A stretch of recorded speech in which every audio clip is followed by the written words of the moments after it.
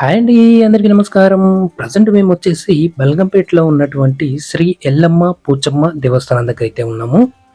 ఈ వీడియోలో మనం ఈ ఆలయానికి సంబంధించినటువంటి టైమింగ్స్‌తో పాటు, ఈ ఆలయంలో జరిగేటటువంటి పూజలు, అలాగే ఆలయం యొక్క చరిత్రనైతే ఈ వీడియోలో వివరించబోతున్నాను. వీడియోనైతే చివరి వరకు చూడండి. నచ్చితే ఒక లైక్ చేసి, సబ్స్క్రైబ్ చేసుకొని సపోర్ట్ అయితే చేయండి. ముందుగా వచ్చేసి ఈ ఆలయం యొక్క టైమింగ్స్ అయితే తెలుసుకుందామండి. ఈ ఆలయం వచ్చేసి ఉదయం 6 గంటల నుంచి మధ్యాహ్నం 1 గంట వరకు, మళ్ళీ తిరిగి మధ్యాహ్నం 3 గంటల నుంచి రాత్రి 8 గంటల 30 నిమిషాల వరకు ఆలయం అయితే తెరిచి ఉంటుంది. తర్వాత వచ్చేసి మనకు ఈ ఆలయంలో జరిగేటటువంటి పూజల యొక్క వివరాలు అయితే తెలుసుకుందాము. ముందుగా వచ్చేసి అభిషేకం అండి. దీని యొక్క టికెట్ ప్రైస్ వచ్చేసి 200 రూపీస్. దాని తర్వాత మనకు అన్నప్రసన్న అండి. దీని యొక్క టికెట్ ప్రైస్ వచ్చేసి 516 రూపాయలు. తర్వాత మనకు కుంకుమార్చన అండి. దీని యొక్క టికెట్ ప్రైస్ వచ్చేసి 20 రూపీస్. ఇక దాని తర్వాత వచ్చేసి మనకు నిత్య హోమం అండి. ఈ నిత్య హోమంలో పాల్గొనాలంటే దీని యొక్క టికెట్ ప్రైస్ వచ్చేసి 501 రూపాయి. ఒడిబియ్యం అండి. దాని తర్వాత ఒడిబియ్యం వచ్చేసి అమ్మవారికి మనము ఒడిబియ్యం కనుక పోయాలనుకుంటే దీని యొక్క టికెట్ ప్రైస్ వచ్చేసి 20 రూపీస్ అండి. తర్వాత వచ్చేసి మనకు శాశ్వత అన్నదానము. ఈ శాశ్వత అన్నదానం వచ్చేసి 5,001 రూపాయి అయితే ఉంటుందండి.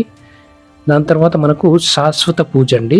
దీని యొక్క టికెట్ ప్రైస్ వచ్చేసి 1,116 రూపాయలు. దాని తర్వాత మనకు శ్రీ అమ్మవారికి పంచహారతి అండి. దీని యొక్క టికెట్ ప్రైస్ వచ్చేసి 50 రూపీస్ అండి. దాని తర్వాత మనకు స్వర్ణ పుష్పార్చన అండి. దీని యొక్క టికెట్ ప్రైస్ వచ్చేసి 200 రూపీస్. ఇదే కాకుండా ప్రతి పౌర్ణమి రోజు చండీ హోమం అయితే జరుగుతుందండి. దీని యొక్క టికెట్ ప్రైస్ వచ్చేసి 1,116 రూపాయలు. ఇదే కాకుండా మనకు ప్రతి మంగళవారము, శుక్రవారము, ఆదివారము అమ్మవారికి కళ్యాణం అయితే జరుగుతూ ఉంటుంది. ఈ కళ్యాణంలో కనుక పాల్గొనాలనుకుంటే దీని యొక్క టికెట్ ప్రైస్ వచ్చేసి 1,100 రూపాయలు అయితే టికెట్ ప్రైస్ ఉంది.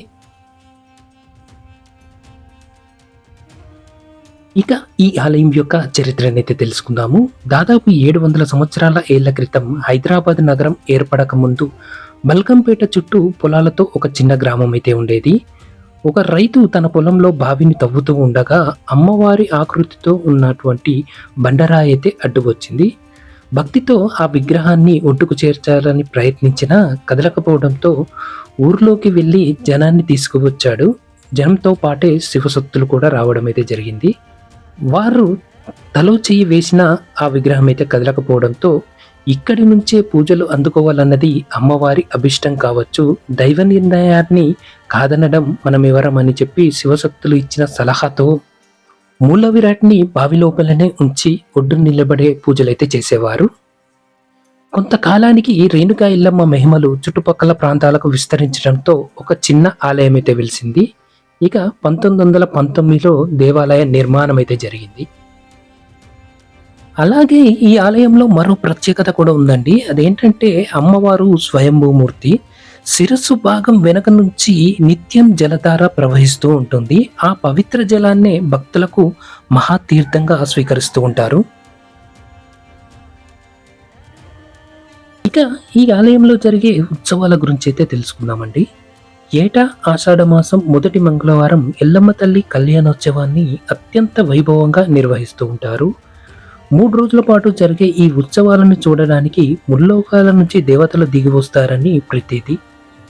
అంతేకాకుండా ప్రతి ఆదివారము, మంగళవారము, గురువారము అమ్మవారిని చూడడానికి ఈ 3 రోజుల్లో వేలాది సంఖ్యలో భక్తులైతే అమ్మవారిని దర్శించుకుంటూ ఉంటారు. ఇక్కడ వచ్చేసి మనకు ఎల్లమ్మ తల్లితో పాటు పోచమ్మని, అలాగే వినాయకుని కూడా మనమైతే దర్శించుకోవచ్చు. ఇక మా దర్శనం అయితే కంప్లీట్ అయిందండి. మీలో ఎంతమంది ఈ అమ్మవారిని దర్శించుకున్నారని కింద కామెంట్ అయితే చేయండి. వీడియో కనుక నచ్చితే ఖచ్చితంగా లైక్ చేసి సబ్స్క్రైబ్ చేసుకుని సపోర్ట్ అయితే చేయండి. Thank you from watching.